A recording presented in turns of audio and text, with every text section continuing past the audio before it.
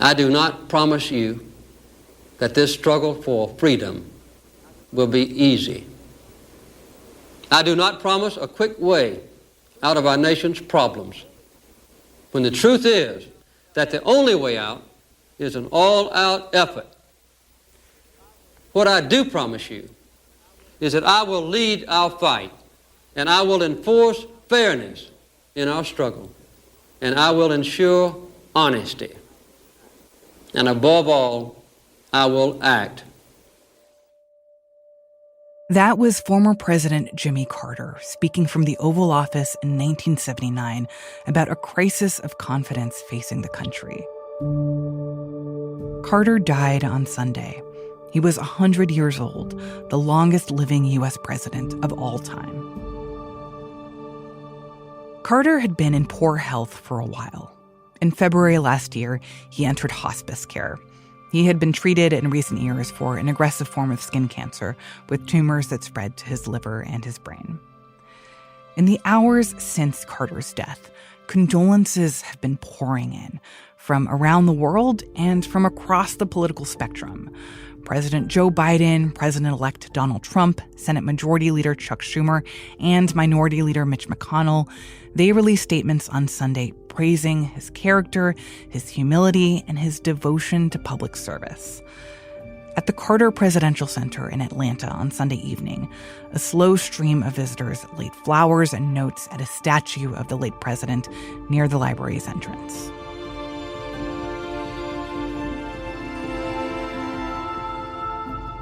Carter only served one term as president, but in many ways, those 4 years in the White House are just a small part of what defined his legacy.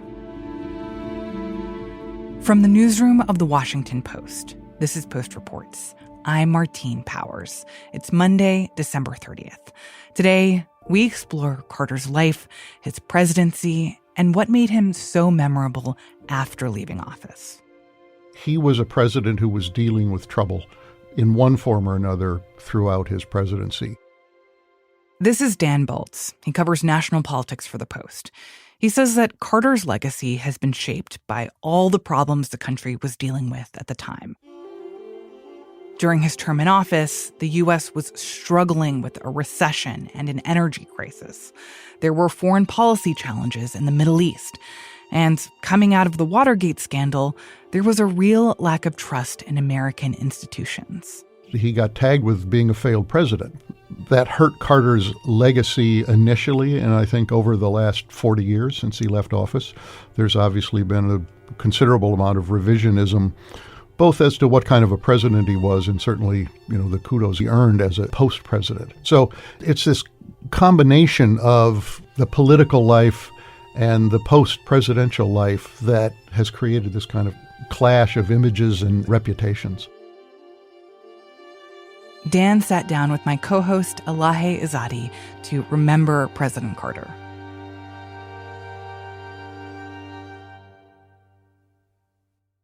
So Dan, take us back to Carter's presidential campaign.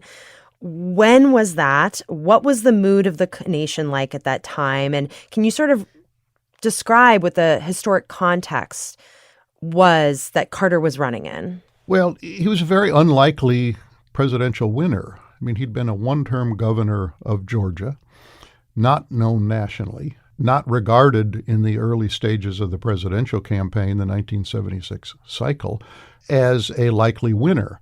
But one of the things that we learned in that period was that this was a very, very disciplined politician and someone who was not cowed by the notion that he didn't necessarily belong in the field of presidential candidates. What did that discipline look like? Well, that discipline looked like an early effort on the part of his team to understand the nominating process. They settled on a strategy of spending a lot of time in Iowa. I want the people of this country to know my character, my strengths and my weaknesses, my stand on the issues. If I can measure up to what the American people want our government to be, I'll be elected. Jimmy Carter, with the help of R.W. Apple Jr., who was the New York Times lead political correspondent at the time, basically created Iowa as a testing ground. It had never been that. Iowa had always had caucuses, but it had never figured in presidential campaigns. And Carter spent oodles of time in Iowa, in a very Jimmy Carter-esque way, humble, sleeping in homes of friends or supporters or people that he was able to prevail upon, a politician of no pretense.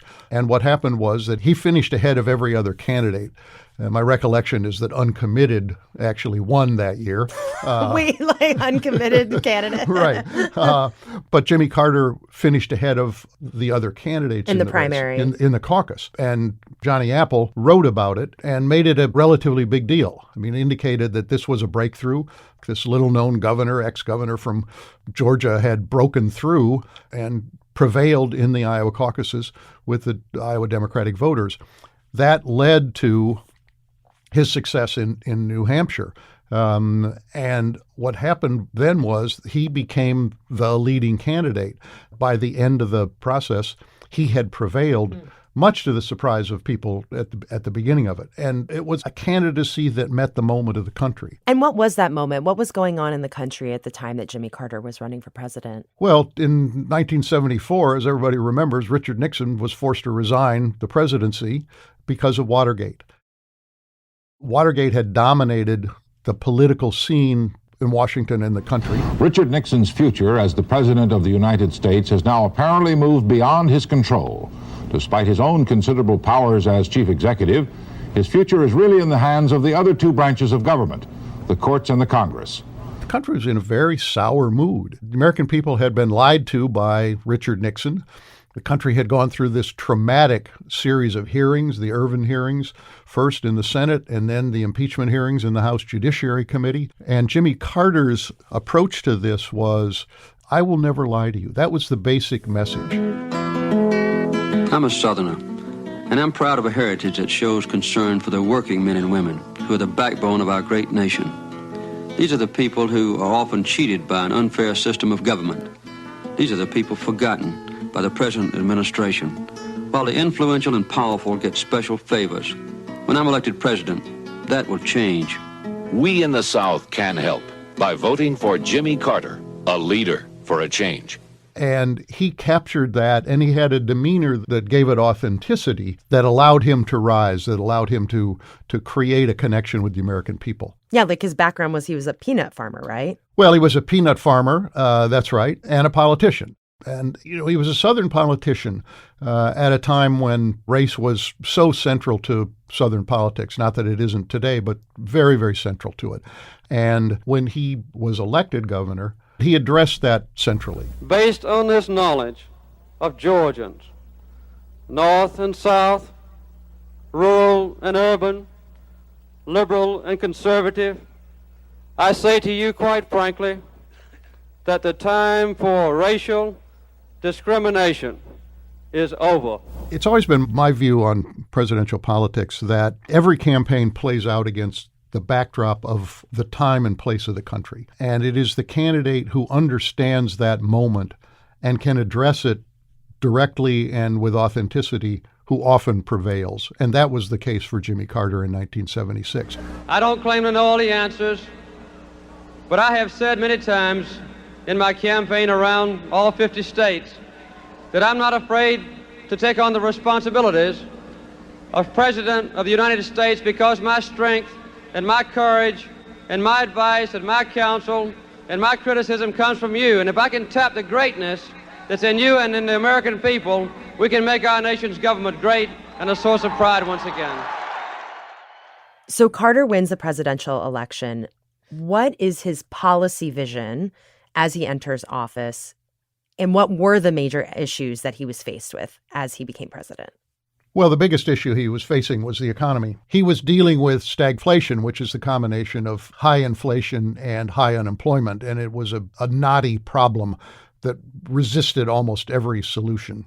People who want to work but can't find jobs are part of today's other bad economic news. The unemployment rate soared to 8.2% nationwide last month, and it rose to an even higher figure here in California. Nobody had any particularly good answers, and frankly, he did not either in those initial stages. But the other thing he tried to bring to the presidency, I think, was a kind of a different approach. He was not a person who played politics well. He got off to a bad start with the Congress. The Democrats controlled Congress in those days, but he took some steps that offended some of the members of Congress. And so it created a barrier between him and the legislative branch, which he struggled to overcome. But his message was that he was going to bring honesty back to the White House and to the presidency, that he was going to do things that might be unpopular, but that he was going to do them because he thought they were right. That was his basic MO. I will do what I think is right, whether the politics are good or not. And I want to pledge to you my best efforts and ask you to pledge yours. Each generation of Americans has to face circumstances, not of its own choosing, but by which its character is measured and its spirit is tested. He had a number of significant successes as president. I mean, in some ways, the memory of his presidency as a quote-unquote failed presidency isn't the real story. He may have failed in his reelection, and he may have been regarded at that point as a weak president, but he was successful in a number of things. The biggest thing he will be remembered for is the Camp David Accords. The Middle East was always a troubled spot for American presidents, and the question always was how much to get involved, how little to get involved. And Carter, because of his own confidence in himself as a negotiator, as somebody who could do it, felt there was a way for him to move this forward in a significant way, and particularly the conflict between Egypt and the Israelis. And so he decided to take the quite extraordinary step of bringing them to Camp David, and essentially locking them up in the Catoctin Mountains to try to make peace. And it was something that I think most people believed was likely to be a failed mission.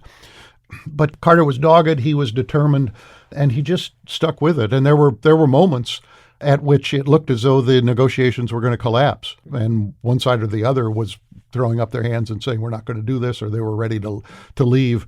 And Carter stuck it out and eventually produced a historic peace treaty. We are privileged to witness tonight a significant achievement in the cause of peace, an achievement none thought possible a year ago or even a month ago. So that was one of the things that he was able to accomplish.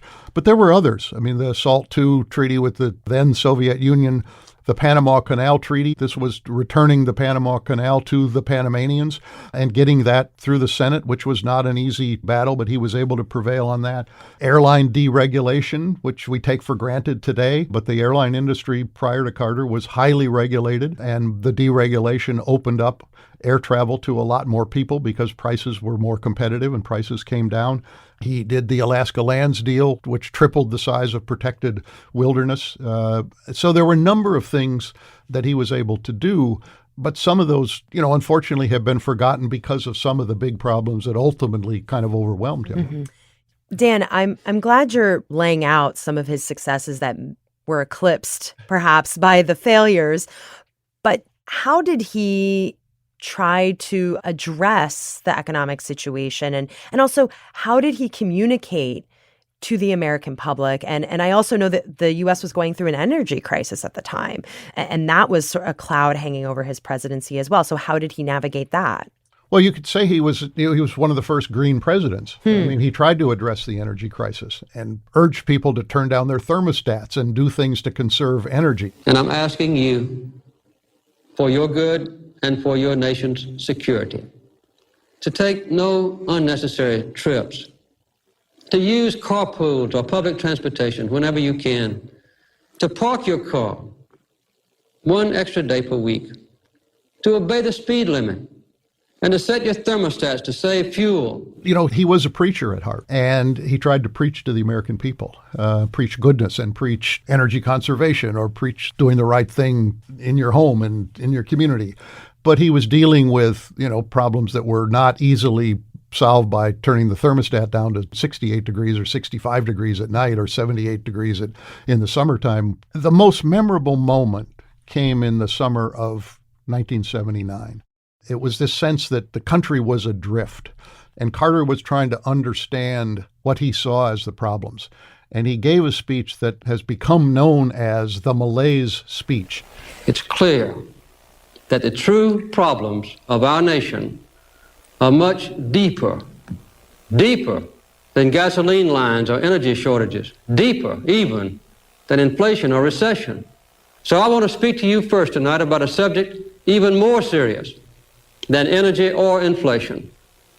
I want to talk to you right now about a fundamental threat to American democracy. It was a speech about, that we have lost our way and we need to do something about it. It is a crisis of confidence.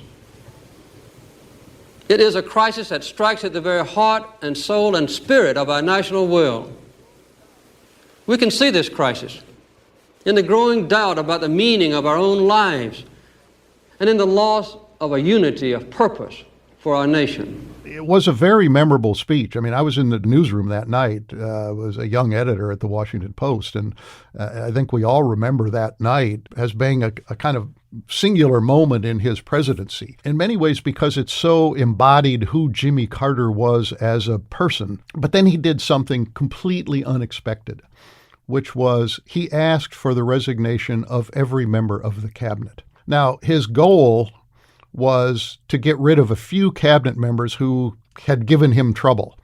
As kind of cover, he asked for everybody to submit a resignation. And it was so unexpected and so unsettling to people that it created a moment of instability right at the time he was trying to create a sense of stability and kind of common purpose. And I think that from that moment on, his presidency continued in a downhill way.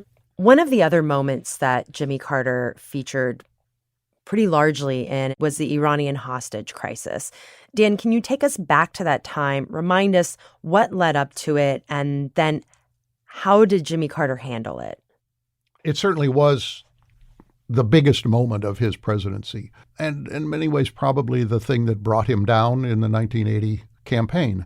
The Shah of Iran had been overthrown by the religious forces of Iran, and the Shah and the United States were essentially joined at the hip to an extent that the Iranian people became enraged by this. The Shah ruled harshly, and the Iranian people wanted something different. I mean, they felt that he was dictatorial, which he was, and the United States continued to back him. Iran, because of the great leadership of the Shah, is an island of stability in one of the more troubled areas of the world. This is a great tribute to you, Your Majesty, and to your leadership, and to the... Finally, there was an uprising on the part of the Iranian people to overthrow the Shah. He was forced to flee the country. And ultimately, the Ayatollah Khomeini came back from exile to take over the country, and it became an Islamic republic. Carter had been urged by some people, like I believe Henry Kissinger, some others, to let the Shah come into the United States. And he resisted for a time, but he finally gave in. And not long after that, the embassy in Tehran was overrun, and there were hostages taken. The special report that we planned to bring you tonight was about domestic politics, the battle among the Democrats. But we think the crisis in Iran is more urgent right now than the campaign here at home. Some 60 Americans, including our fellow citizen whom you just saw bound and blindfolded, are now beginning their 6th day of captivity inside the U.S. Embassy in Tehran. It's Friday morning. Carter was resistant to using any kind of military force to try to free the hostages at that point, fearing probably rightly that there would be, a significant number of casualties and that diplomacy should be given an opportunity to work. But diplomacy wasn't working, and it dragged on, and it dragged on, and it dragged on. And ABC created a nighttime program called Nightline. Again, today, Iran is the major story. And for the first time on television, we'll provide the opportunity for the wife of an American hostage to speak live with an Iranian official. Once again, today, it all focuses on the deposed Shah. He arrived today in what it basically was a nightly look at the state of the hostage crisis. Which lasted for a very long time. It lasted until an hour after Jimmy Carter left the White House. So it lasted for 444 days. this became central to the conversation about the state of the country and a sense that the United States was weakened in the eyes of the world, that Jimmy Carter was a weakened president, that in one way or another, a mob in Tehran was dictating to the United States what could or couldn't be done. And this took a tremendous toll on Jimmy Carter. I am curious, what was it about Jimmy Carter's handling of the hostage crisis that left a lot of people in this country and abroad thinking that he was totally ineffective? Did he try to do something to free the hostages? What was his eventual approach? Or was it just this idea that for 444 days, the president of the United States couldn't do anything to get American diplomats freed? Well, he was under tremendous pressure to do something, and for many months, nothing happened. But eventually, he mounted a rescue mission. The rescue mission failed. People died, and it became the failed effort on the part of Jimmy Carter. And it reinforced the idea that he was impotent in the face of what had happened in Iran. And this was April of 1980 when they tried to do this. And, the news of it broke in the middle of the night. And, I remember we all woke up to what had happened. It was kind of like this, oh my gosh. And as president, I also know that the nation shares not only my disappointment that the rescue effort could not be mounted because of mechanical difficulties, but also my determination to persevere and to bring all of our hostages home to freedom. So he would go on to run again and lose for a second term. He lost to Ronald Reagan. Dan, can you tell us what happened? Why did Carter lose? Well, I think there are three reasons. One is inflation, never got under control in his presidency. The second is Iran and the hostage crisis. And the third was the challenge from Ted Kennedy. Only the president can provide the sense of direction needed by the nation. Only the president can inspire the common will to reach our goals. For many months, we have been sinking into crisis, yet we hear no clear summons from the center of power. Aims are not set, the means of realizing them are neglected, conflicts in direction. The Kennedy challenge was debilitating to his reelection campaign. And it's not just anybody challenging a sitting president. It's a Kennedy. And for years, people had been waiting for Ted Kennedy to run for president. And the moment he chose to run for president was to challenge the sitting president of his own party. Oh, how I'd like to have Jimmy Carter here this afternoon, right up here. And we'd have a chance to talk about some of the things which are important. I would like to have asked him, where are the rest of our allies, Mr. President? After the break, Dan and Elahe discuss Carter's life after the presidency. We'll be right back.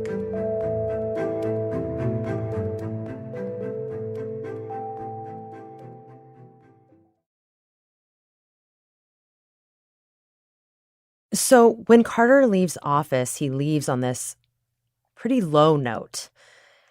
But during his post-presidential life, he became more and more popular. And I think in the public's view and popular imagination of Jimmy Carter, it stands in such stark contrast to the way in which he left the presidency. Dan, can you tell us about what kind of former president Jimmy Carter was? Well, he was an extraordinary former president. He was a person who was dedicated to doing good works, whether it was conflict resolution, which was the reason for the creation of the Carter Center in Atlanta, building homes through Habitat for Humanity. I mean, this is a former president who was out, with a hammer, hammering nails and building houses. I mean, it's kind of an extraordinary image. You don't think of former presidents, doing manual labor on behalf of other people.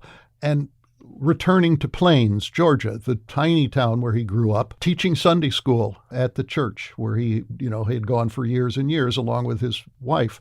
He carried himself with humility and with generosity, and he remained active throughout that long period. I mean, nobody's been a past president as long as Jimmy Carter was. And he showed through both his works and the way he carried himself that he was in this for other people. My whole public life has been devoted to keeping the peace and promoting human rights. And I think a basic human right of a human being is to have a decent place in which to live. I think the longer people watched him, the more they came to admire him. At one point in the post-presidency, Bill Clinton said, to say he's been the best post-president we've ever had understates what Jimmy Carter has done. There was almost no way to describe in words how significant his role had been as a post-president. I feel like for many years we would hear about Jimmy Carter going around the world and almost serving as this unofficial ambassador for the United States, or getting involved in trying to conduct some conflict resolution in some really, really tense places and among tense actors, right? Can you tell me a little bit more about that? Well, he did. I mean, one thing he did was election monitoring. He went into other nations to help, assure that elections were being carried out in a fair and unfraudulent way. He did some work on behalf of, our foreign policy. He got into a little bit of a trouble. He volunteered to go to North Korea at one point when there was tension over the nuclear issue. Former President Jimmy Carter appeared to get North Korea, as well as the international community, to step back from the brink of war this week. He was authorized by the president and the State Department at the time to go. And in the end, he negotiated some kind of an agreement with Kim Il-sung, who was the North Korean leader at the time, which was kind of beyond his brief. I personally believe that the crisis is over, and I personally believe that Kim Il-sung wants to be sure that the crisis is over. The next step, obviously, is to make sure that the agreements that were worked out between me and him are carried out. He got credit for kind of resolving the crisis, but he got criticized that he may have made it impossible to get further concessions from the North Koreans. But nonetheless, he played that role and was willing to go places and to do things. And he had a credibility internationally to go into these situations and negotiate. He did this for years and years and years. And then in 2002, he was awarded the Nobel Peace Prize, which really was a recognition of the collective works. It wasn't for a single moment or a single action, but a way of acknowledging the kind of effort that he had put in. The bond of our common humanity is stronger than the divisiveness of our fears and prejudices. God gives us a capacity for choice. We can choose to alleviate suffering. We can choose to work together for peace. We can make these changes, and we must. He made human rights a cornerstone of his foreign policy as president, and I think he continued to carry that forward as a post-president. And ultimately, he was rewarded with the Peace Prize. Dan, when you look back at Carter's presidency, what would you say was the defining theme of it? And what kind of impact, good, bad, or in between, has he had on American politics and society? I think the defining characteristic of his presidency was that he took an approach that he was not going to think about the politics of issues. He was going to try to solve the problems that were confronting the nation. And this is something that at times worked in his favor and at times worked against him. And I think it's one of the reasons why the presidency of Jimmy Carter is remembered as both bad and good, as failure and success. And unfortunately, the problems of the last year, which overwhelmed him ultimately, were the things that people carried with their memory of him as he left office. And many of the things that happened prior to that have been forgotten. Not forgotten. I mean, the Camp David Accords will never be forgotten, for example. But airline deregulation's been forgotten. Nobody remembers that Jimmy Carter did that. So I think that that's the abiding sort of image of his presidency, that this was a person who, while he had great determination and a resolute kind of approach, didn't do it in the typically political way, that he didn't look like a political animal. And as I say, sometimes that worked against him. Thanks, Dan, so much for your time. Thank you.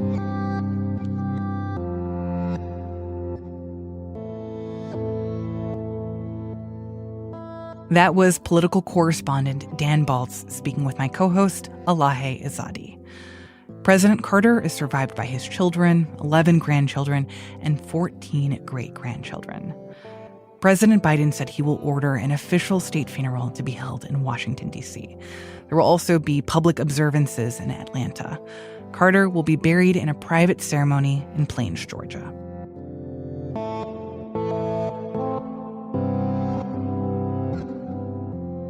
That's it for Post Reports. Thanks for listening, and hope you're having a restful few days leading up to the new year. If you are looking for an opportunity for a reset, listen out for our episode coming on Tuesday, December 31st. It's about joy and how to cultivate more moments of joy in your life. It's something you will definitely want to hear to get your 2025 off to a great start. Today's show was produced by Ted Muldoon and Arjun Singh.